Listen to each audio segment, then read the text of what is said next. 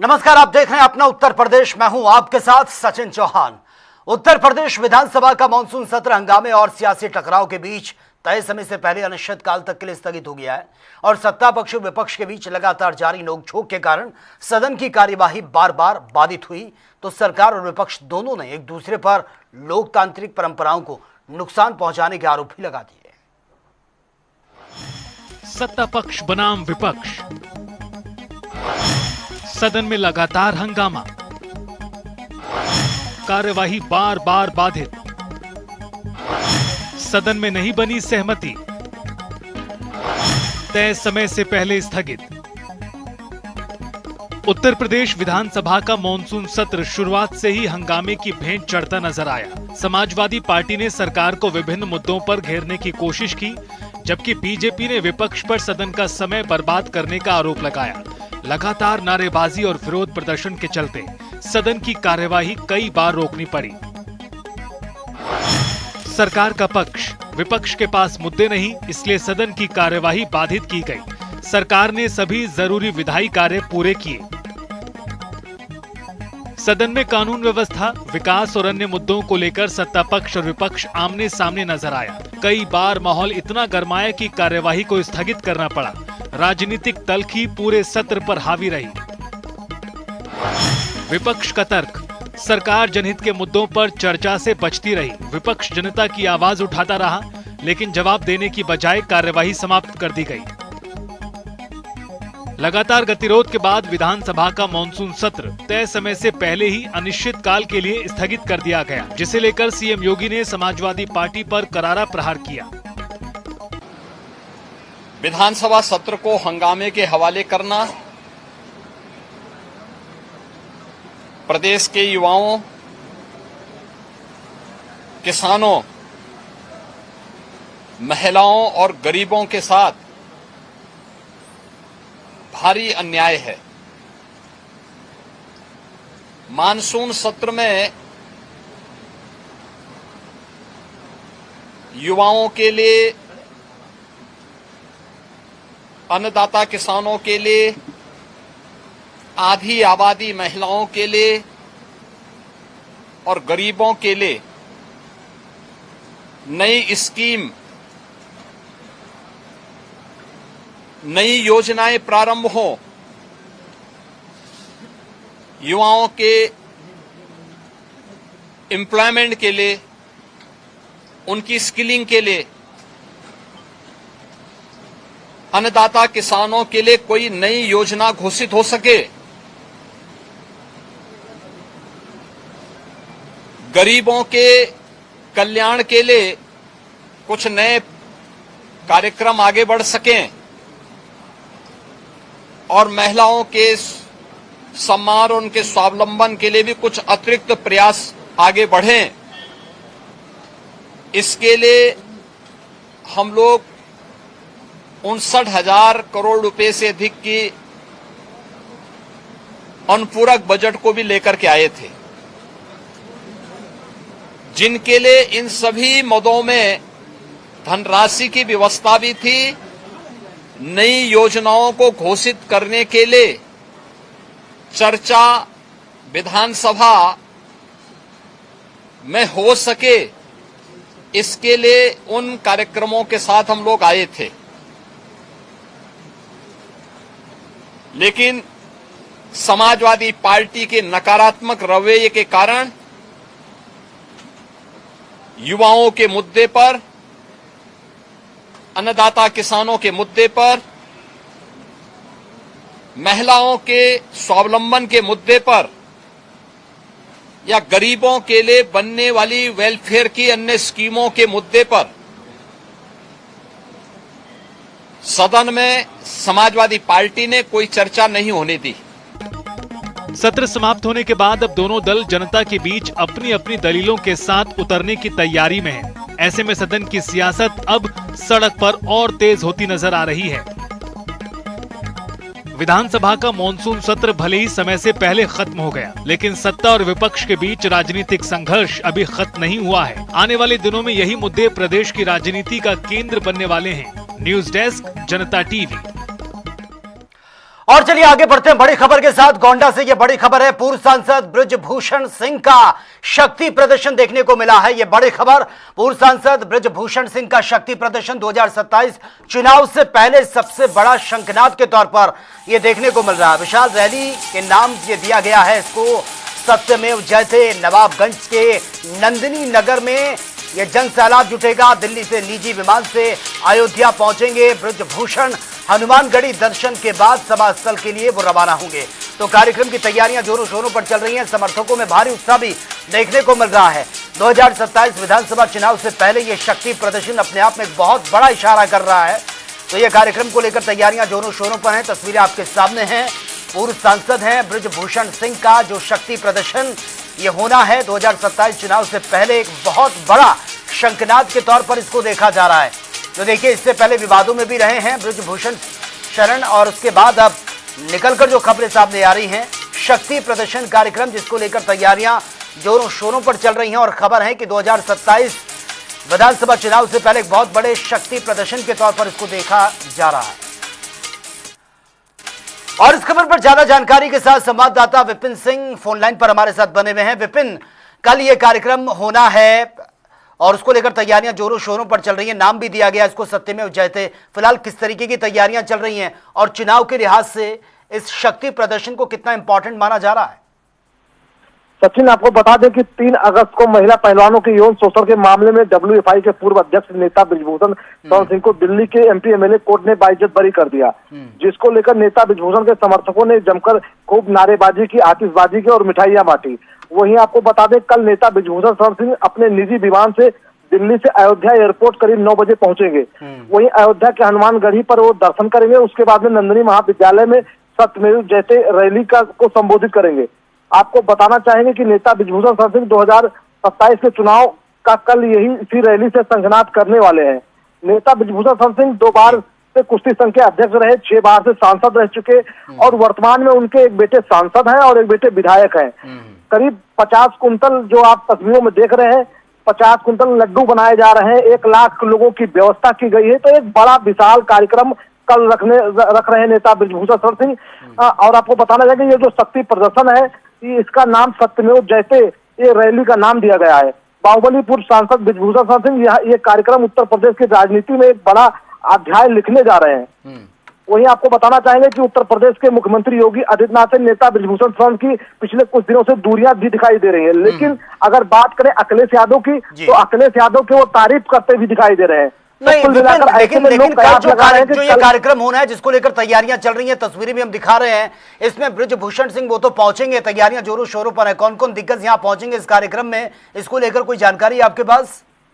जी, आपको बता दें कि नेता बृजभूषण शरण सिंह पिछले 3 साल से राजनीति से पूरी तरह से दूर रहे, लेकिन कहीं ना कहीं जिस तरह से जैसे वो महिला पहलवानों के यौन शोषण से बरी हुए, उन्होंने एक बड़ी घोषणा की मीडिया से बात करते हुए कि अब हम 2000। ठीक है, चलिए विपिन, बहुत बहुत शुक्रिया फिलहाल आपका तमाम जानकारी के लिए।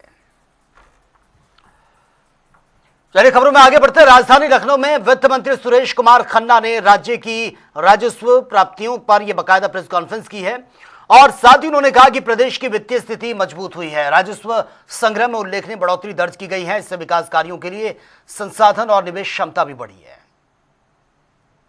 कलेक्टर राजस्व वाले मदों में वित्तीय वर्ष 2026-27 के जुलाई माह में कुल 21,754 करोड़ रुपए का राजस्व प्राप्त हुआ, जबकि वित्तीय वर्ष 2025-26 के जुलाई माह में 18,394 करोड़ का राजस्व प्राप्त हुआ था।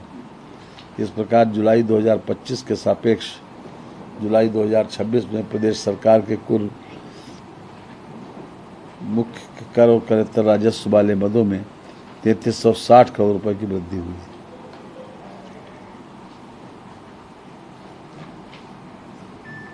GST के अंतर्गत माह जुलाई 2026 में कुल 7,821 करोड़ रुपए की राजस्व प्राप्ति हुई, जबकि गत वर्ष माह जुलाई में 2025 में 6,949 करोड़ रुपए की प्राप्ति हुई थी। इस प्रकार माह जुलाई 2025 की तुलना में माह जुलाई 2026 में 872 करोड़ रुपए की अधिक प्राप्ति हुई। बैट के अंतर्गत माह जुलाई 2026 में 3268 करोड़ रुपए की राजस्व प्राप्ति हुई, जबकि गत वर्ष माह जुलाई 2025 में प्राप्ति 2819 करोड़ रुपए की हुई थी। इस प्रकार माह जुलाई 2025 की तुलना में माह जुलाई 2026 में 449 करोड़ रुपए की अधिक प्राप्ति हुई। आबकारी के अंतर्गत माह जुलाई 2026 में कुल 5053 करोड़ रुपए की राजस्व प्राप्ति हुई, जबकि गत वर्ष माह जुलाई 2025 में 4354 करोड़ रुपए की प्राप्ति हुई थी। इस प्रकार माह जुलाई 2025 की तुलना में माह जुलाई 2026 में 699 करोड़ रुपए की अधिक प्राप्ति। अलीगढ़ के रहने वाले बादल बाबू को पाकिस्तान से भारत वापस लाने की कोशिशें तेज हो गई हैं और परिजनों ने जिलाधिकारी अविनाश कुमार से मुलाकात कर यह बताया कि बादल बाबू अपने 1 साल की सजा पूरी करने के बावजूद, अपने 1 साल की जो सजा थी उसको कंप्लीट करने के बावजूद पाकिस्तान के डिटेंशन सेंटर में वो बंद हैं। और वहीं परिजनों की अपील है कि जिलाधिकारी ने विदेश मंत्रालय को बाकायदा पत्र लिखा है और उनकी जल्द भारत वापसी के लिए आवश्यक कार्रवाई का अनुरोध किया है। प्रशासन की इस पहल से परिवार को अब उम्मीद है और सभी की जो नजरें हैं वो विदेश मंत्रालय और केंद्र सरकार की अगली कार्रवाई पर टिकी हैं। देखो, मेरा बेटा पाकिस्तान जेल में है, बादल बाबू।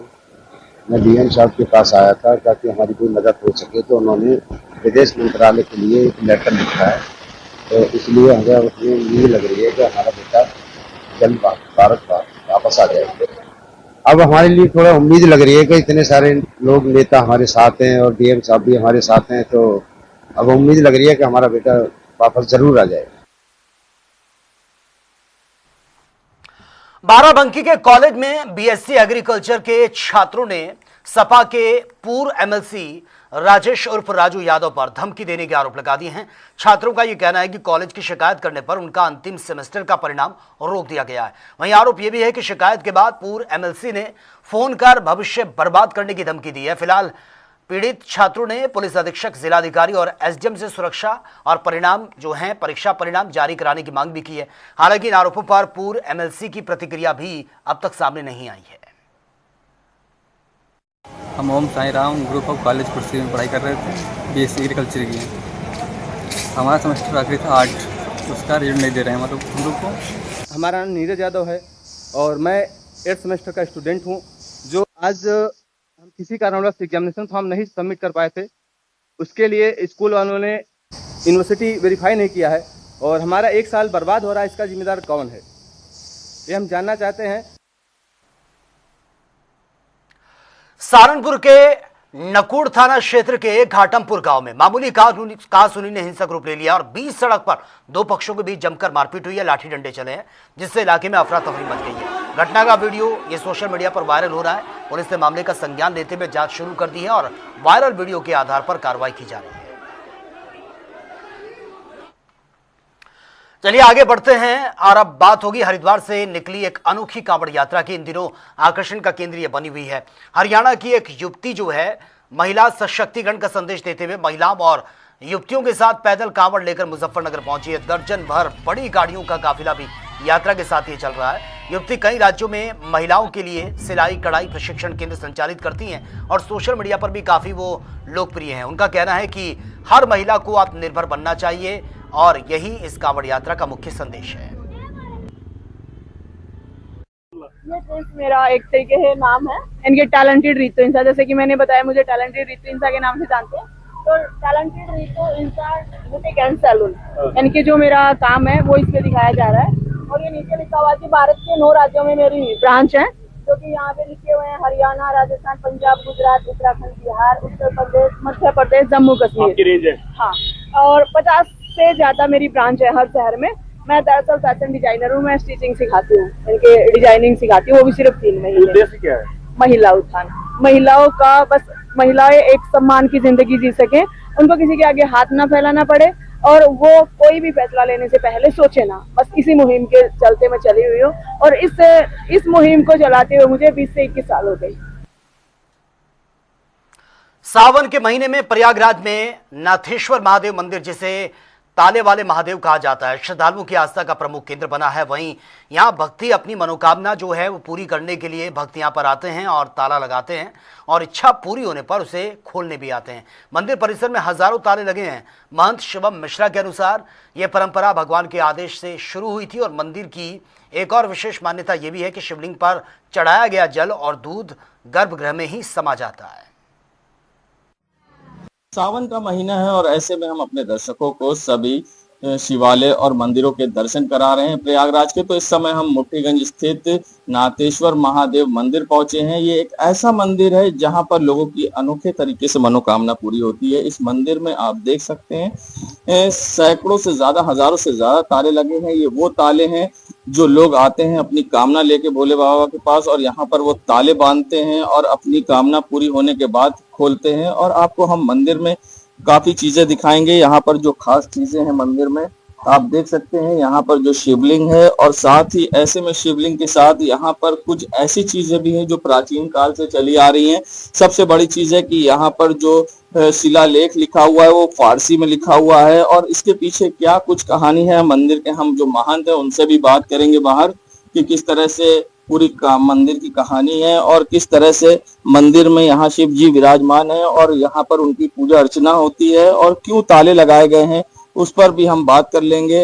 आपको दिखाते हैं यहाँ पर किस तरह से ये ताले, सैकड़ों हजारों की तादाद में ताले लगे हुए हैं।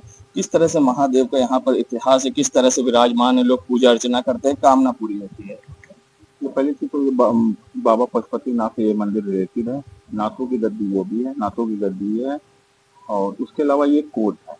ये आम मंदिरों की तरह नहीं है। यहाँ पे केस ताला मतलब एक अदालत का केस है। भक्त आते हैं अपने केस को लगाते हैं, जो भी मन्नत है उनको जो भी कष्ट होती है वो मान के ब्राह्मण से संकल्प करा के, माला को चढ़ा के, संकल्प करा के और काले में नाम लिखा के लगा के चले जाते हैं फोटो के। जब मन्नतें पूरी होती तो आके वो अपने लव को खोलते हैं। इसमें कहा जाता है फारसी में भी शिलालेख के मंदिर में पुरानी क्या उसके पीछे इतिहास है।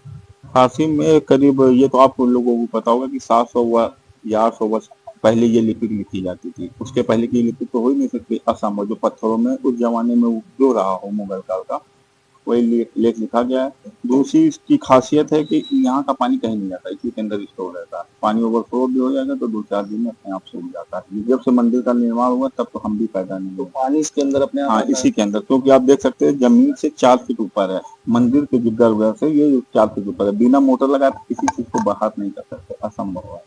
तो आपके सामने आपको कहाँ से आता है पानी किसी को नहीं मालूम नहीं कहाँ से आता है। जितने भी जल चढ़ेंगे अभी 11 से 15 हजार लीटर का दूध का अभिषेक हमारे शिवरात्रि के अनुष्ठान के भक्तों को दौरा कराया जाता है। वो सारे दूध उसी पे रहते हैं। ओवरफ्लो हो जाएगा लेकिन अपने आप उनकी सूख जाएगा 2 दिन के अंदर। तो देखिए यहाँ पे एक सबसे बड़ी चीज है, आप लोग यहाँ पर आते हैं दर्शन करने, किस तरह से कामना पूरी होती क्या करिए क्या बताएं, सभी लोगों की कामना पूरी होती है। उसी के 1.5 महीने में हो जाती है, कभी साल भर 1.5 साल में पूरी होती है तो पूरी होती है। तो देखिए लोगों की आस्था है और सबसे बड़ी बात है ये मंदिर शिवालय के साथ साथ एक कचहरी है जहां पर लोग अपना केस लेके आते हैं, ताले बांधते हैं। जब वो केस सॉल्व होता है तो साथ ही यहाँ से ताले खोलकर वो जाते हैं और ये भोले बाबा की अदालत है जहां पर लोग दर्शन और पूजा अर्चना करने पहुंच रहे हैं लगातार। और सावन के महीने में भक्तों की भीड़ देखने को मिल रही है। वीडियो जर्नलिस्ट शाम कुशवाहा के संग सैयद मोहम्मद आमिर, प्रयागराज। और सहारनपुर में कांवड़ यात्रा के दूसरे चरण का जो ट्रैफिक डायवर्जन प्लान है वो लागू कर दिया गया। 4 अगस्त की मध्य रात्रि से चंडीगढ़ हरिद्वार पुराने राष्ट्रीय राजमार्ग पर सभी प्रकार के वाहनों का संचालन रोक दिया गया है, जिससे कि कांवड़ियों की सुरक्षित आवाजाही सुनिश्चित हो सके। और कमिश्नर रोहित कुमार साथ ही डीआईजी अभिषेक सिंह ने उत्तराखंड सीमा से हरियाणा सीमा तक कांवड़ मार्ग का निरीक्षण किया। इस दौरान उन्होंने निर्धारित मानकों से अधिक ऊंची कांवड़, तेज आवाज वाले डीजे और साथ ही नियमों के अनुरूप यह करवाया गया है। और साथ ही अधिकारियों ने कांवड़ सेवा शिविर में भोजन और अन्य व्यवस्थाओं की गुणवत्ता का जायजा भी लिया। देखिए जगह जगह हमने हमारी पुलिस चौकियां हैं, पूरा फोर्स लगा है रास्ते में। ट्रैफिक डाइवर्जन भी आज फेज 2 हमारा स्टार्ट हो गया है। अभी हम लोग निकले हैं निरीक्षण के लिए। रास्ते में 1-2 गाड़ियां हमने देखी, डीजे था उसमें, उसकी हाइट दिखवाई हमने। तो जो मानक हमने तय किए हैं उसके अनुसार ही उसको अलाउ किया जा रहा है। जो उससे ऊंचे अगर डीजे लगा कर आ रहे हैं उन्हें वापस कर रहे हैं। और सेवा शिविर लगे हैं उनके लिए भी क्या कुछ देखे जा रहे हैं? शिविर के लिए भी हमारे जो खाद्य सुरक्षा औषधि प्रशासन विभाग है नियमित छापे मार रहे हैं, चेकिंग कर रहे हैं, खाने की क्वालिटी को देख रहे हैं और साफ सफाई का विशेष ध्यान रखा जा रहा है। कानपुर मंडल में कांवड़ यात्रा को लेकर जो एक्स्ट्रा फोर्स डिप्लॉयमेंट है उसमें 14 कंपनी एक प्लेटून पीएसी हमें एक्स्ट्रा मिली है। इसके अलावा 250 से ज़्यादा ट्रैफिक ऑफिसर्स मिले हुए हैं। 550 से ज़्यादा हमें अलग से constable, head constable, civil police मिली हुई है। ऐसे ही हमें अन्य गस्टेड अधिकारी और अदर रैंक्स भी मिला हुआ है। मॉडर्न कंट्रोल रूम और integrated control and command centre स्थापित किए गए हैं, जिसमें 3000 से ज़्यादा सीसीटीवी कैमरे के सर्विलांस से हम लोग पूरी यात्रा का मॉनिटर कर रहे हैं। ड्रोन कैमरे का प्रयोग किया जा रहा है और हमारे यहाँ हर पॉइंट पर ट्रैफिक डाइवर्जेंस को लेकर सबको अवगत करा दिया गया है। फेज 2 ऑफ ट्रैफिक डाइवर्जन शुरू हो गया है। जितने भी मेन कांवड़ मार्ग है वहाँ पर बाकी वाहन प्रतिबंधित कर दिए गए हैं। यात्रा के सुगमता के लिए बाकी जहाँ पर भी डाइवर्जेंस है वहाँ पर बैरिकेडिंग करा के पब्लिक को दूसरे मार्गों के थ्रू भेजा जा रहा है। दिल्ली देहरादून एक्सप्रेसवे को कांवड़ मार्ग नहीं माना गया है और वहाँ पर किसी भी कांवड़ मूवमेंट को मना किया जा रहा है। वो उसको लाइफ लाइन की तरह इस्तेमाल किया, जिसमें पूरा चाहे हेवी व्हीकल हो, लाइट या मीडियम व्हीकल हो, उत्तराखंड से दिल्ली की तरफ सारा मूवमेंट उसी पर हो रहा है। तो फिलहाल इस बुलेटिन में मेरे साथ इतना ही। तमाम खबरों के लिए आप बने रहिए जनता टीवी के साथ। नमस्कार।